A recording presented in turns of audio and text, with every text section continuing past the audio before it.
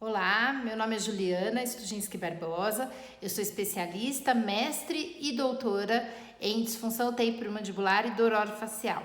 E a convite da Evelyn Veloso, eu tô vindo aqui para conversar um pouquinho, para contar um pouquinho para vocês a respeito da especialidade da qual eu trabalho hoje, a especialidade de disfunção temporomandibular e dor orofacial. Quero agradecer o convite, uma vez que a gente precisa falar bastante sobre essa especialidade na graduação. Não são todas as faculdades que têm essa disciplina e não é todo mundo que conhece ainda a disfunção temporomandibular e dor orofacial. A Evelyn me enviou aqui 10 perguntinhas, eu vou tentar responder em tempo recorde para esse vídeo não ficar muito longo. Então, a primeira ela me perguntou assim, o que era DTM? Olha, disfunção temporomandibular é um conjunto de condições que afetam tanto a articulação temporomandibular quanto os músculos da mastigação. Então, isso é disfunção temporomandibular. E quais são os principais sintomas? Bem, quais são os principais sintomas? O principal deles é dor. Dor na região, tanto de masseter como temporal, o paciente indica essa região, como dor pré-auricular, que a gente chama dor na ATM ou na região da articulação, então a gente chama de pré-auricular. Mas não é só isso, muitas vezes o paciente reclama de dor no ouvido também. Outro sintoma também é limitação de abertura, o paciente às vezes não consegue abrir a boca. Agora, existem alguns sinais, como ruídos nas articulações temporomandibulares, né? Que é talvez o sinal mais comum de DTM que a gente encontre por aí. Agora vamos lá, ela perguntou para mim quais fatores estariam associados a esse problema. E, gente, isso é difícil. Lembra da cárie? Que parece que cárie é um problema que é multifatorial. Aqui também. A gente tem dois tipos de disfunção temporomandibulares mais frequentes, né? Então você tem. Mais frequentes? Não, perdão, existem dois tipos. Os articulares, que envolvem a própria articulação temporomandibular e as estruturas associadas a ela, e os problemas musculares, que envolvem os músculos da mastigação. Alguns fatores são em comum entre as duas DTMs, outros têm particularidades para uma ou para outra. Então, por exemplo, trauma, ou macrotrauma, ou microtrauma, que traumatize ou a articulação ou os músculos, é um dos fatores associados à disfunção temporomandibular. Então, a gente tem por aí, por exemplo, traumas por cirurgias, traumas por acidentes, né, que são os macrotraumas. Microtraumas, por exemplo, por hábitos parafuncionais, como o bruxismo na vigília, o bruxismo no sono, que podem, em alguns pacientes, trazer algumas consequências. Então, isso são fatores que são associados. A gente tem também fatores que podem desencadear, que são os microtraumas, mas fatores que podem perpetuar o problema. E aí tem os fatores emocionais. Você tem ali a ansiedade, a depressão, e a ansiedade com todos os comportamentos que vêm junto dele, como hipervigilância, catastrofização, que são fatores que ajudam a perpetuar o problema, especialmente as dores musculares. Isso por quê? Porque acabam interferindo na modulação de dor. Então, a gente tem os fatores desencadeantes, os fatores perpetuantes e até os predisponentes, ou seja, existem pessoas que têm alguns fatores de risco para o desenvolvimento de disfunção temporomandibular. Vou dar um exemplo da articular, por exemplo, pessoas que têm hipermobilidade articular generalizada, que têm todas as articulações mais móveis, elas podem ter, pode ser um fator de risco associado, por exemplo, a um hábito de roer unhas, ela pode desenvolver uma disfunção temporomandibular. Como o deslocamento de disco. Então, é um problema que a gente precisa estudar uma série de fatores, não é um só. Inclusive, sono, qualidade do sono interfere bastante em disfunção. A presença de outras comorbidades dolorosas, então é bem multifatorial. Tentando resumir aqui. Vamos lá, como é feito o diagnóstico? Isso é bacana. O diagnóstico na disfunção temporomandibular, o diagnóstico é fundamental.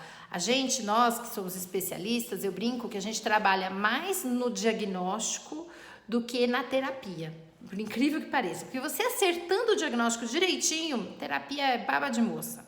Difícil é o diagnóstico, então é uma parte muito importante. Como ele é feito? 75% do diagnóstico em disfunção temporomandibular é na anamnese.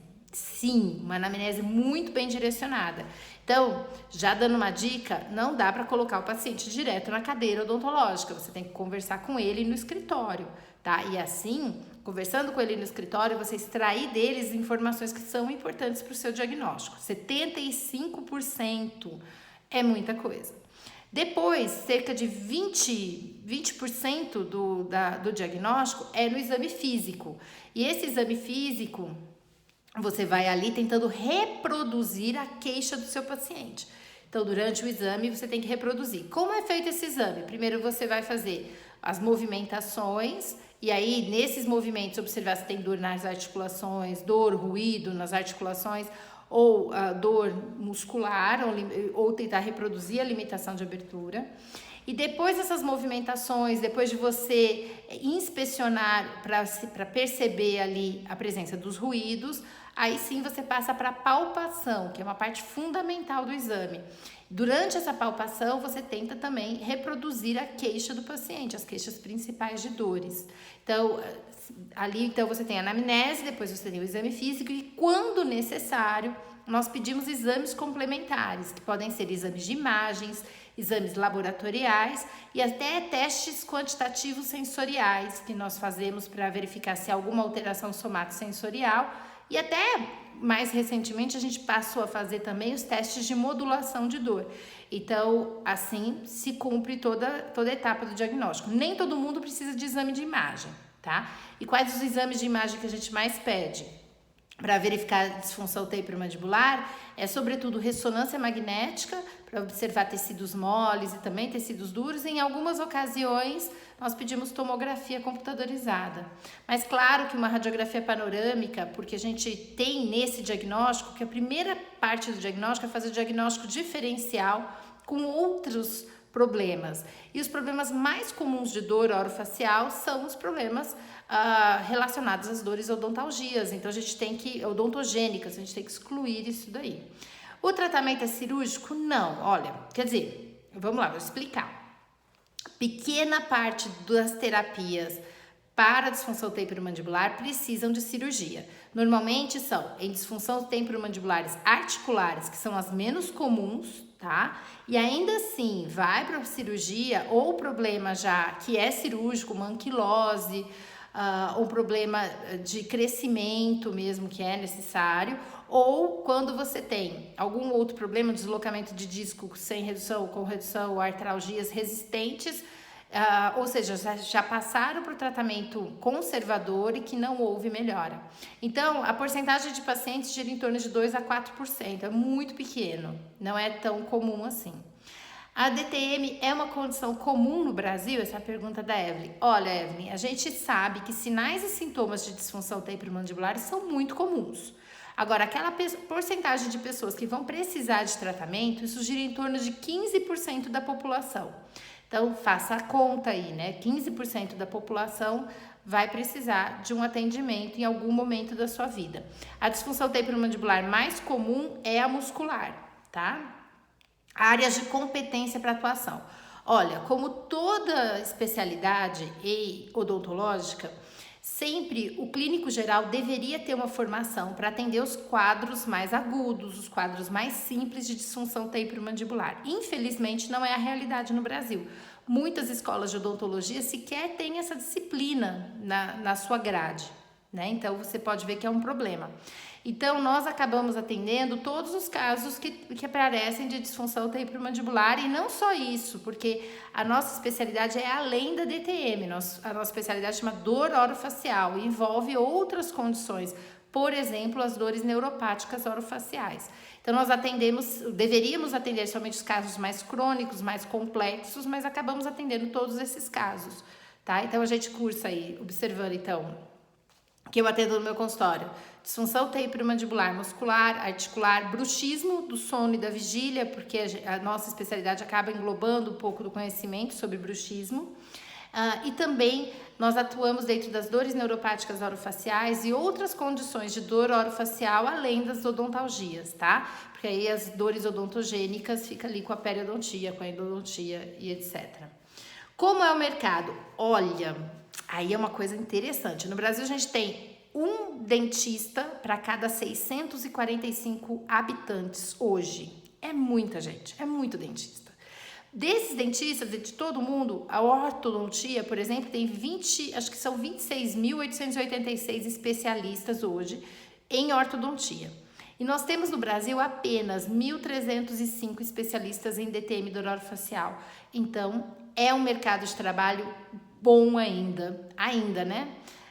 Dentro da odontologia. Nós temos poucos especialistas. Aqui na minha cidade, eu estou em Franca e em Ribeirão Preto. Ribeirão Preto é uma cidade grande e a quantidade de especialistas, acho que não chegam a 10 especialistas. Então, ainda tem espaço para muita gente. A gente precisa contar para as pessoas que a gente existe, inclusive dentro da odontologia, tá? Eu, por exemplo, há 2 anos eu não atendo mais, eu já atendia clínica geral para complementar o atendimento no meu consultório, mas hoje eu não faço nada além da minha especialidade. Então, é possível, sim, ser especialista em dor orofacial e DTM dor orofacial e atender apenas dentro da especialidade, o que é muito bom. Eu gosto muito. E quanto tempo dura? A especialização dura 2 anos, tá? Existem vários cursos com várias cargas horárias, mas geralmente dura 2 anos. E o que você tem que fazer bastante na especialização é atender paciente, porque a experiência vem de aprender a fazer uma boa anamnese, aprender a fazer um bom diagnóstico. Se você gosta de brincar de detetive, Scotland Yard é uma boa área, porque você trabalha muito mais com a sua cabeça do que com as mãos, tá bom? Acho que é isso, Evelyn. Se vocês tiverem mais alguma dúvida, eu tenho um blog voltado para a dor orofacial, que chama julianadentista.com, é profissional. Tem muita coisa, tem podcast, tem blog, tem Instagram, tem vídeo no YouTube. Segue aí, @DTM dor orofacial. Tchau!